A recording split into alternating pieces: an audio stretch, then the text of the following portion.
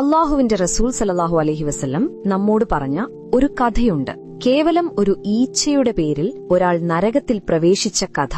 രണ്ടാളുകൾ ഒരു ബഹുദൈവ ആരാധകരുടെ മുശ്രിക്കുകളുടെ കൂട്ടത്തിലൂടെ കടന്നുപോകുകയായിരുന്നു. അവർക്ക് മുന്നോട്ടു പോകണമെങ്കിൽ അവരുടെ വിഗ്രഹങ്ങൾക്ക് എന്തെങ്കിലും ബലി നൽകണമെന്നതായിരുന്നു ആ കൂട്ടരുടെ നിയമം. ബലി കൊടുക്കാതെ ആരെയും അവർ കടത്തിവിട്ടിരുന്നില്ല. ഒന്നാമത്തെ ആളോട് അവർ ബലി ആവശ്യപ്പെട്ടു. അപ്പോൾ അയാൾ പറഞ്ഞു, എന്റെ കയ്യിൽ ബലി നൽകാൻ ഒന്നുമില്ലല്ലോ. മുശ്രിക്കുകൾ പറഞ്ഞു, എങ്കിൽ ഒരു ഈച്ചയെയെങ്കിലും ബലി കൊടുക്കുക. വേറെ വഴിയില്ലാത്തതിനാൽ അയാൾ ഒരു ഈച്ചയെ പിടിച്ച് ആ വിഗ്രഹത്തിനായി ബലിയർപ്പിച്ചു. അങ്ങനെ അവർ അയാളെ പോകാൻ അനുവദിച്ചു. എന്നാൽ ഷിർക്കിന്റെ ബഹുദൈവത്വപരമായ ആ ചെറിയ കർമ്മം കാരണം ആ മനുഷ്യൻ നരകത്തിൽ പ്രവേശിച്ചു. ശേഷം അവർ രണ്ടാമത്തെ ആളോടും ഇതേ കാര്യം ആവശ്യപ്പെട്ടു. എന്നാൽ അയാൾ ധീരതയോടെ പറഞ്ഞു, അള്ളാഹുവിനല്ലാതെ മറ്റാർക്കും വേണ്ടി ബലി അർപ്പിക്കാൻ എനിക്ക് അനുവാദമില്ല. അവൻ വിസമ്മതിച്ചപ്പോൾ അവർ അവനെ അവിടെ വെച്ച് കൊന്നുകളഞ്ഞു. എന്നാൽ അള്ളാഹുവിലുള്ള അവന്റെ ഉറച്ച ഏകദൈവ വിശ്വാസം തൗഹീദ് കാരണം ആ മനുഷ്യൻ സ്വർഗത്തിൽ പ്രവേശിച്ചു.